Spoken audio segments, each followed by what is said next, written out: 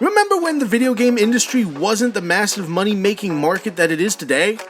Remember when video games were seen as nothing more than child's play? A technological fad that surely could not stand the test of time. It's incredible to look back at the history of video games and see just how far this art form has come, as well as where it's going. But everything in this world has a beginning and an end. It's totally possible that video games may have already peaked, and what we're seeing now could very well be the decline towards the end. Probably not, though. Hey dudes and dudettes, I'm Derek with GameSomniac, and today I wanted to talk to you guys about video games. More specifically, video games as we know them now versus when we were children.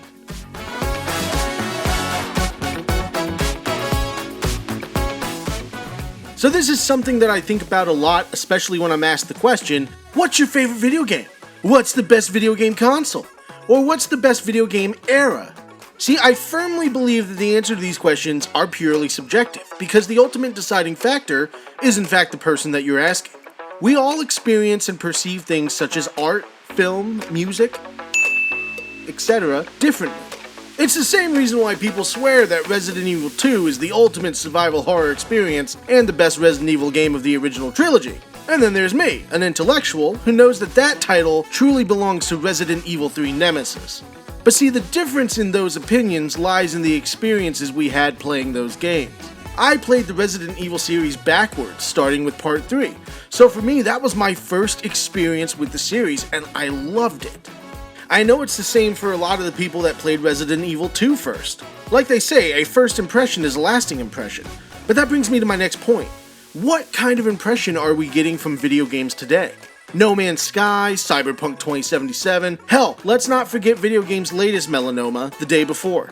These were all highly anticipated games, whose marketing would show gamers one thing and then fail to deliver upon release. Now, at least the devs for No Man's Sky came back with a haymaker and really delivered the experience that they had previously promised. Possibly more by now, and I haven't played Cyberpunk 2077, but since the release of the Phantom Liberty expansion, it looks like that game too has somewhat redeemed itself. Regardless, a lot of the games coming out now aren't really complete. It's become commonplace in the industry to get a game as close to finished as possible, and with the technology available to us, devs can fix launch issues with a day one patch and more down the line if needed. But despite that, these games aren't really finished. Problems still persist with these high-budget AAA titles, and you're still dishing out $70 a game, or more if you're into the collector's editions. Now, The Day Before was listed on Steam as an early access title, priced at $39. Devs worked on this title for 5 years before releasing it in its current condition. Then look what happened. There were promises of patches and more work to be done on the game to ensure players would have a better gaming experience, only to have the studio close down, wait for it, 4 days later. And again, this isn't even a full game, this is an early access title. The fucking jokes are just writing themselves, I don't know what to tell you. Clearly, new IPs that require games built from scratch, it's just impossible now in this day and age, it just can't be done. Which leads me to my next point. Another trend that's plaguing the video game universe lately is remakes. And I don't think Capcom was the first studio to remake a game, but they definitely started driving the train in recent years with the success of the Resident Evil 2 remake. Now before that, Capcom had remade Resident Evil 1 back in 2002, oddly enough for Nintendo as a GameCube exclusive. The success of that remake prompted fans to demand a remake of the entire original trilogy, something that wouldn't happen for 20 years. Capcom's decision to remake Resident Evil 2 through 4 and cashing in on the success has prompted other studios to take a crack at remaking their classic titles like Dead Space and Final Fantasy VII and the upcoming Silent Hill 2, to name a few. But remember when I called the video game industry a money-making machine? Well, it hadn't always been. But it is now, and I think that's the most crucial thing people have to take into account when deciding what video game era is the best. Because once studios and publishers had their eyes open to how lucrative the video game industry really could be, the art of video game development started to change to better fit the new business models that over time have affected the games that were misfortunate enough to be made during this new era. It's happened to almost everything. Directors used to be able to make the movies they wanted to make, and if the pitch was good, the studio would fund it. Record labels used to take multiple bands, give them X amount of money, throw them at the wall, and further invest into the ones that stuck. Now this isn't to say that like every single idea that anyone ever had back in the day was instantly greenlit and turned into something amazing. But what I'm saying is there are more bad ideas coming down the pipeline than good because they better fit the budget the studio has in mind. And in this day and age, whether it's music or movies or video games, no idea gets the green light without some promise or guaranteed return on the initial investment. Nobody's taking risks anymore, and that's why studios are remaking classic games that already have a fan following. It's a guaranteed return. They don't care about the fan reception so long as they buy the product. It used to be a lot simpler though, and I really think we as gamers took advantage of the simpler times as if they'd always be there. But the times have changed and the technology has evolved. I mean, we have games running in 4K resolution now on high definition monitors with all the crazy colors and high definition graphics and all kinds of shit, and then you've got people that will disavow a game for running in only 30 FPS. I mean, we're at a point in time where we've just been given so much through new technology that anything less than stellar is instantly disregarded. For example, Dead Island 2. That was my most anticipated game of the year, and it did not disappoint. They did a hell of a job bringing that game back from development hell. But one of the biggest complaints I saw online was how people were beating it in a day. The game wasn't long enough for them. And that's one of the unfortunate side effects of today's business model. The longer players invest into the game, the more money the studios make.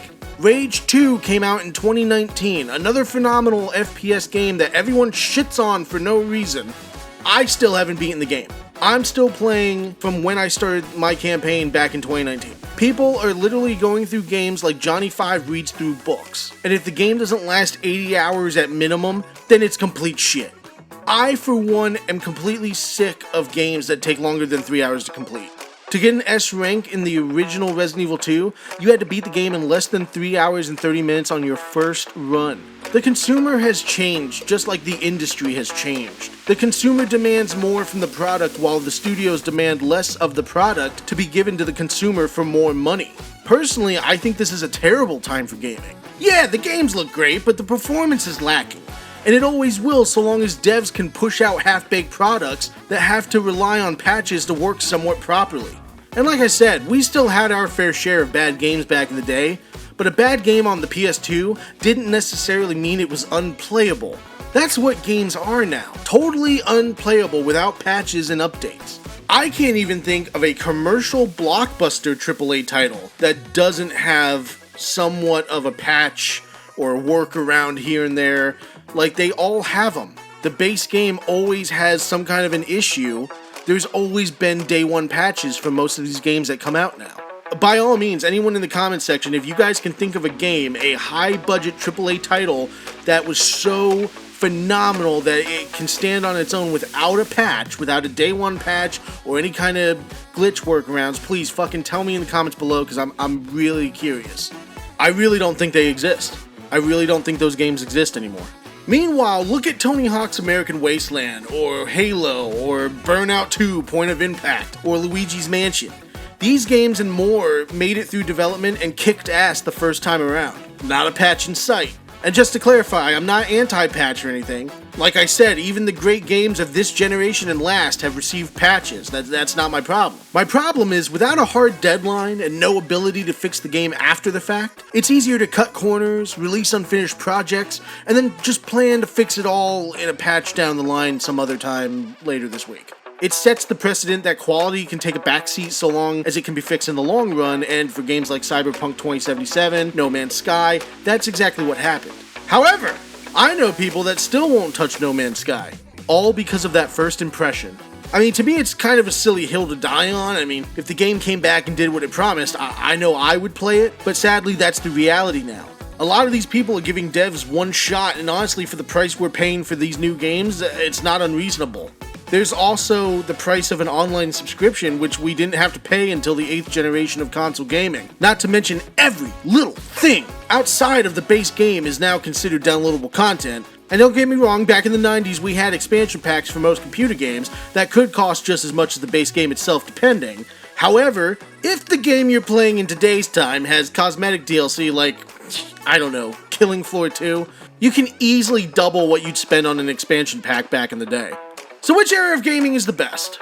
For me, personally, I'll never forget the FPS revolution of the 90s with bangers like Shadow Warrior and Duke Nukem 3D putting the build engine on the map, nor how id Software continued to up gaming's technological advances with id Tech 1 and the Quake engine. And at the same time, I had the most fun as a kid playing Max Payne 2 on my PS2, or playing split-screen co-op with my cousins on Burnout. I mean, I definitely don't have those same feelings about games coming out today. But is gaming dead or dying? Realistically, no. But I suppose it just depends on where we are in our lives. Every era of gaming has had some notable games and moments in history. At the end of the day, whichever one you deem to be the best is correct. It is all subjective. But thanks for watching, guys and gals. Be sure to tell me in the comments below what era of gaming is your favorite and what your favorite game is and why. If you haven't subscribed, consider doing so to stay up to date on all future videos. And until next time, I'm Derek with GameSomniac, and I will catch you bitches later. Bye-bye!